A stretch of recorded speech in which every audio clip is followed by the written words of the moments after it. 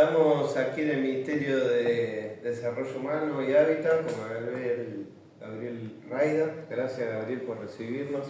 Un gusto, gracias por venir. Estamos en tus oficinas, acá lo que era el Elefante Blanco, ese enorme edificio abandonado y reconstruido en este ministerio, ¿no? Tan moderno. Así es, era uno de los símbolos de cosas que en Argentina, ¿no? De lo que podía haber sido y no fue, sí. y un edificio abandonado, y bueno, y eso también suponía mucho deterioro para toda esta zona. Creo que parte del trabajo de poner en valor el sur de la ciudad es haber demolido ese edificio, tener el Ministerio de Desarrollo Humano acá, y bueno, y ahora esta gestión está poniendo mucho foco al desarrollo del sur, un eje de transporte, desarrollo económico, de vivienda, así que estamos entusiasmados. Estamos en lo que es Lugano, muy cerca de la General Paz, era muy conocido como Ciudad Culta este barrio, pero hoy queríamos arrancar por el origen, más cómo un hombre de fe llega a la política, porque bueno, vos sos evangelista y quizás a veces se ve en los medios hablando de temas más de gestión y no tanto de tu origen, que es la fe. Nosotros estamos con Reza por Mí justamente yendo de la fe hacia la política. Claro. Contar un poco eso.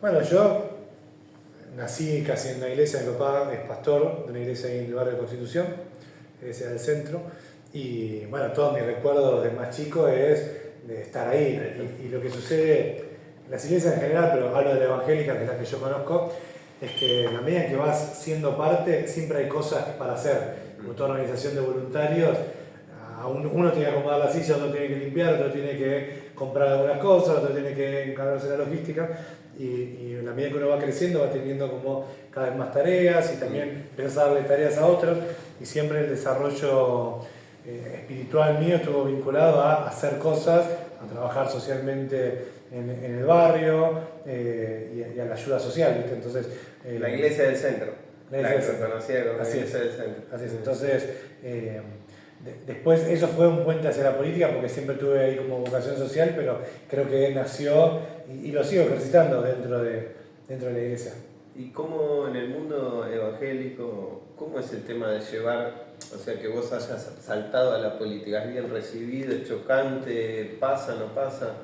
Bueno, no pasa tan frecuentemente, pero sí, la verdad que todos los pastores de la ciudad de Buenos Aires, yo siento mucho el apoyo de ellos, el acompañamiento, las oraciones, y cuando uno desarrolla trabajo social, sobre todo en el gobierno que lidera Jorge Macri, que tiene una mirada muy de que hay una parte que tiene que hacer el gobierno, pero hay mucha riqueza fuera del gobierno.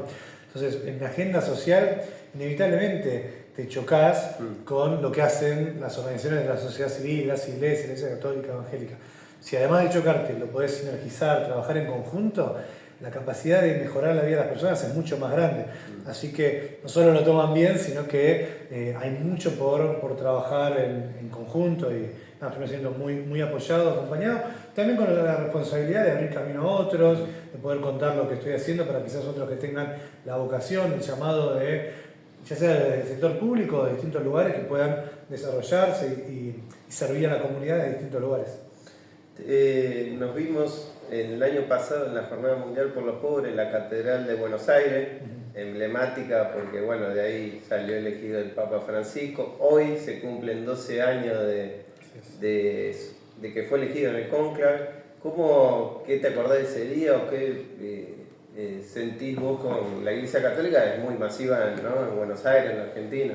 Mira, te lo resumo en 3 partes. La primera, me acuerdo cuando vivía con mis padres y Bergoglio era el arzobispo acá de Buenos Aires, él era muy generoso con la iglesia evangélica, y se empezaron a desarrollar algunas reuniones, cultos, misas, le dicen los católicos, juntos. Algo que no había pasado nunca en la historia argentina, y de hecho no volvió a suceder después de que Bergoglio se fue a Roma, y llamaba mucho a casa porque lo coordinaba con varios pastores, pero entre uno de ellos mi papá. Así que el primer recuerdo que tengo de Bergoglio es de atender el teléfono de línea y ¡pa! Te está llamando Jorge Bergoglio, ¿no? Lo segundo es que él fue elegido papa en mi luna de miel. Yo también cumplí 12 años de casado, así que mi recuerdo es que estar viéndolo con mi esposa de viaje, y diciendo, ¿qué? Tenemos papa argentino, como diciendo, mirá, y este es papa, una cosa ahí muy, muy loca. Y lo tercero es que el trabajo que hace la Iglesia Cristiana en general y la Iglesia Católica en particular en la Ciudad de Buenos Aires es espectacular, desde el trabajo que lidera directamente García Cuerva, pero también todos los hogares de Cristo, Cáritas, distintas parroquias. Yo me siento muy acompañado, pero sobre todo desde la tarea. Además, hasta pastoralmente, porque tengo ya un vínculo con Jorge García Cuerva, con Gustavo Carrara, con distintos curas que, además de la agenda social con la que tenemos la responsabilidad institucional, siento acompañado, cada tanto intercambiamos alguna parte de la Biblia que nos gusta, así que con mucho respeto y mucha admiración por el trabajo que hace la Iglesia Católica acá. Me acuerdo la imagen de verlo a Jorge Bergoglio, arzobispo, en el Luna Park, arrodillado. Bueno, y exactamente. en exposición de mano. Exactamente. Parte de todo. Bueno, ahí yo participé, yo era chico, pero alguna vez participé, pero mi papá era parte de los que organizaban eso. Y fue, no sé cómo lo vivió del lado católico, pero fue algo muy disruptivo del lado evangélico, porque siempre hubo como puntos de conexión, pero una distancia por distintos motivos más doctrinarios. Pero digamos, ese acercamiento ayuda muchísimo y me acuerdo mucho de ese momento con mucho, digamos, le asigno mucho valor a lo que, sobre todo hizo Bergoglio, porque Bergoglio era quien, como la Iglesia Católica más grande, quien tenía quizás más poder de hacer que eso sucediera, así que sí. ¿Sigue el vínculo así como papa? ¿Vos ves que eso siguió o quedó solo en Buenos Aires?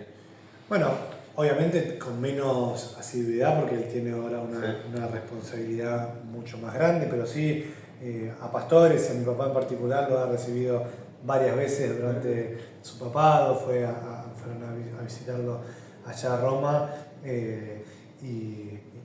y hoy creo que a partir de esa semilla que fue plantada por él, independientemente de si hay actividades que institucionalmente sucedieran como ese encuentro que vos marcás en Luna Park, hay agenda quizás más fluida que en otro tiempo porque él y los pastores desbloquearon quizás una forma de trabajar y hoy tal vez se hace de forma más fluida, pero quizás nunca como en ese momento en el cual había mucha afinidad y mucho trabajo en conjunto.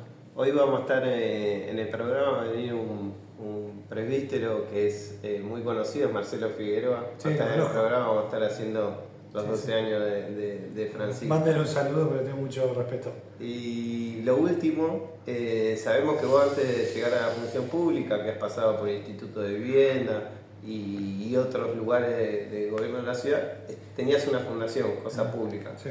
¿Cómo estás viendo hoy en general cuando el Estado, la cosa pública está siendo tan atacada, ¿no? A nivel global y a nivel local? Es como que la cosa pública empieza a ser mala palabra, por así decirlo. ¿Cómo lo estás viendo vos, que iniciaste quizás desde una fundación y hoy sos funcionario? ¿Cómo ese concepto? Yo creo que el Estado es muy importante, que no hay que romper el Estado, que no hay que destruirlo, que hay cosas que la responsabilidad del Estado es indelegable. Estamos atravesando unos días muy críticos por la situación de Bahía Blanca y ahí, por ejemplo, para pensar en la asistencia ante la emergencia y en toda la reconstrucción de la ciudad, el rol del Estado es ineludible, es importantísimo. Por supuesto que creo que es un buen momento como para reflexionar respecto de cómo hacer un Estado más eficiente, que responda de forma más contundente a un montón de problemáticas, que tenga el tamaño justo. Veníamos arrastrando algunas décadas de un Estado demasiado grande, demasiado lento, demasiado ineficiente, y eso se mide en la capacidad de resolver problemas, ¿no? Entonces, es necesaria una revisión profunda. Nosotros en la ciudad lo venimos haciendo permanentemente. En eso el jefe de gobierno y todo el equipo son muy exigentes en que podamos revisar cada programa, cada organización. Venimos haciendo una chique del Estado año tras año, pero desde la convicción de que tener un Estado es necesario, desde que el lugar donde vos nacés determina buena parte de tu vida. No es lo mismo nacer en un lugar o 5 cuadras, que quizás esa diferencia determina buena parte de lo que te pasa en la vida. Es necesario que haya un Estado que equipare oportunidades para que después cada uno pueda sí desarrollarse libremente, pero la libertad sin oportunidades más equiparadas no es libertad. Entonces nosotros creemos en el Estado, pero creemos también que hay que tener una revisión profunda. En la ciudad lo venimos haciendo, por eso que tenemos superávit, podemos hacer obras, etc. Gracias a Gabriel por recibirme. Gracias a ustedes. Gusto.